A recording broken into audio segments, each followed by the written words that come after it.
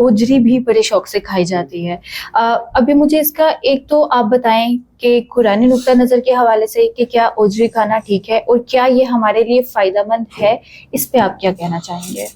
देखें, ये इसकी ना मुख्तलिफ राय, मुख्तलिफ हमारे यहाँ जो ग्रोह या जमातें हैं, मजहबी जो जमातें, जी, हर एक की मुख्तलिफ राय मिलती है। बिल्कुल, कुछ कहते हैं खाना कुछ कहते चाहिए, हैं खाना चाहिए, कुछ कहते हैं नहीं खाना चाहिए।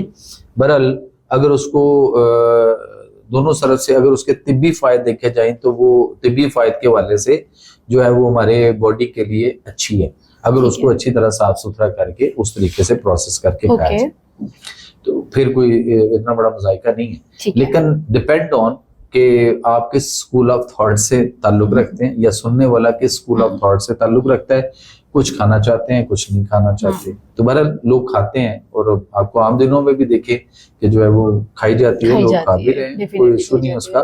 बस सिर्फ ये होता है कि उसको अच्छी तरह से उसकी लेयर्स को, सारी चीजों को प्रॉपर तरीके से, उसकी सफाई जितनी अच्छी हो जाएगी उतना ही वो ज्यादा बेहतर रहेगी। और अगर उसमें कचरा या उसकी जो चीजें झिल्लियां मुख्तलिफ उसके अंदर होती हैं, अगर वो प्रॉपर सही तरीके से साफ नहीं हुई तो फिर सारी बात है उसकी वजह से प्रॉब्लम आ सकती है। ओके, मतलब ओजरी खा सकते हैं, सेहत के लिए भी वो फायदेमंद। हाँ ठीक है, कोई ठीक है।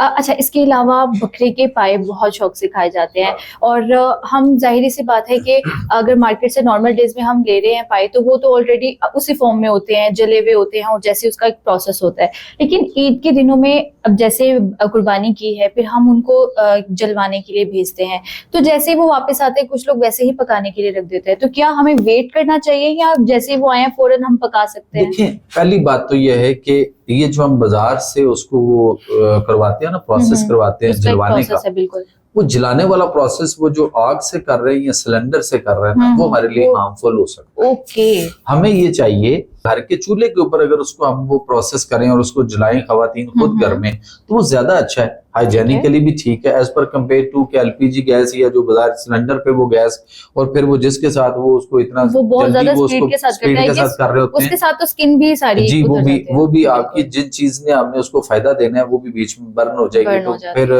कार्बन भी आएगा उससे, और वो कार्बन हम इनटेक करेंगे तो बेशुमार मसाइल भी हमारे पैदा होते हैं, हड्डियां भी कमजोर तक होती है हमारी।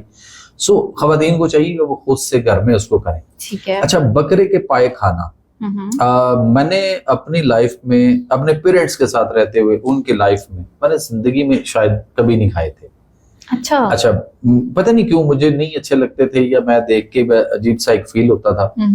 लेकिन मेरा अल्हम्दुलिल्लाह मक्का और मदीना शरीफ में आना जाना मेरा बहुत है, रहा भी है, बहुत रहा है। अल्लाह के फजल से उसने मुझे बेशुमार हज से नवाजा है माशाल्लाह। मेरी ड्यूटी रही है, जो मेडिकल हज मिशन होता था या स्काउट्स खुदामुल हुजाज उसमें जाते थे, चूंकि मैं स्काउट्स पे कमिश्नर भी हूँ, अभी मैं नेशनल कमिश्नर हूँ। अच्छा, तो वहाँ जो स्काउट जाते हैं, आजकल भी हमारे स्काउट जो हैं वो मुख्तलिफ हाजी कैंपों में ड्यूटी कर रहे हैं, ठीक है, तो उनमें भी सिलेक्शन हो जाती थी। फिर उसके बाद किसी दोस्त की कंपनी थी वो जुमरे की, तो उसको एक बंदा चाहिए था एज ए मुनज़्ज़म, तो 5 साल अल्लाह ताला ने मुझे उसके साथ जोड़ दिया, तो 135 हाजियों के कोटे में मैं मुनज़्ज़म बतौर डायरेक्टर भी लेके जाता रहा। मेरा उसके अलावा मतलब वहाँ पे मदीना शरीफ में मक्का में आना जाना, मैं यहाँ पाकिस्तान में बैठे हुए कोई बंदा मक्का और मदीना में हो और उसको कोई रास्ता कोई मसला हो, तो मैं यहाँ बैठ के फोन के ऊपर उसको ज़ियारतें और सारी चीजें फोन पे गाइड कर सकता हूँ। आप राइट लेंगे, लेफ्ट लेंगे, ऊपर जाएंगे, नीचे से जाएंगे, सुरंग से गुजरेंगे, किधर से जाएंगे, कौन सा बकाला आएगा, कौन सी दुकान आएगी, वहां से कौन सी गली, जुबानी याद है अल्हम्दुलिल्लाह माशाल्लाह। अच्छा, वहां मैंने एक साहब थे हमारे मदीना शरीफ में, उनके घर में एक दावत थी। वैसे मस्जिद नबी के जो इमाम है सैयद अयाद अल शुक्री, वो जामिया जो यूनिवर्सिटी है मदीना शरीफ उसके वो चांसलर भी हैं, यानी उस्तादुल कुर्सी अरबी में कहते हैं, और मस्जिद नबी के वो इमाम भी हैं, मतलब 8-10 इमाम है तो उनमें ये एक इमाम भी है, ठीक है। तो ये मेरे पेशेंट भी है, मैं उनका फैमिली कंसल्टेंट डॉक्टर भी हूँ। तो मुझे एक दफा एक दावत के ऊपर वहां पे उनके घर जाना पड़ा, तो वहां पाए पके हुए आगे मेरे सामने। अच्छा, अब मैं थोड़ा सा हेजिटेट हुआ कि ये तो मैंने कभी नहीं खाए। तो वो मुझे देख रहे थे, तो अब मैं सोच रहा था कि मैं इसमें से थोड़ा सा शोरबा اس کا لے کر میں کوئی کوشش کرتا ہوں. تو انہوں نے میرے سے پوچھ لیا تو میں نے ان کو صاف کہہ دیا کہ میں نے کبھی نہیں کھائے.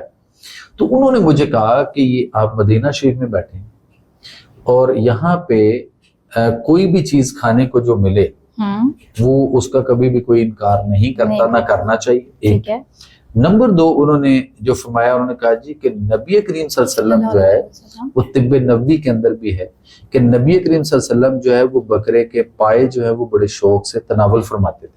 سبحان اللہ. اب یقین کریں وہ میں نے جب سنا تو میں نے اسی وقت اپنے وہ برتن میں ڈال کے میں نے کھانا شروع کر دیے.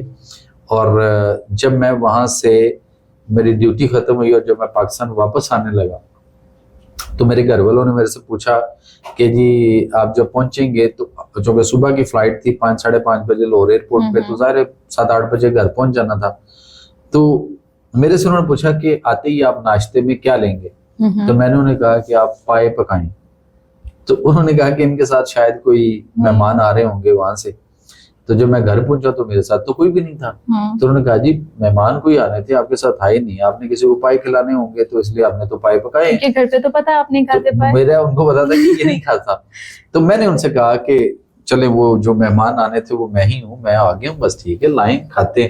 تو وہ بڑے حیران ہوئے کہ یہ پائے کھانے لگ گئے. تو میں نے اس کے بعد الحمدللہ کھاتا ہوں. پائے بہت اچھے ہیں, آپ صلی اللہ علیہ وسلم نے بڑے شوق سے تناول فرمائے ہیں اور کھانے چاہیے.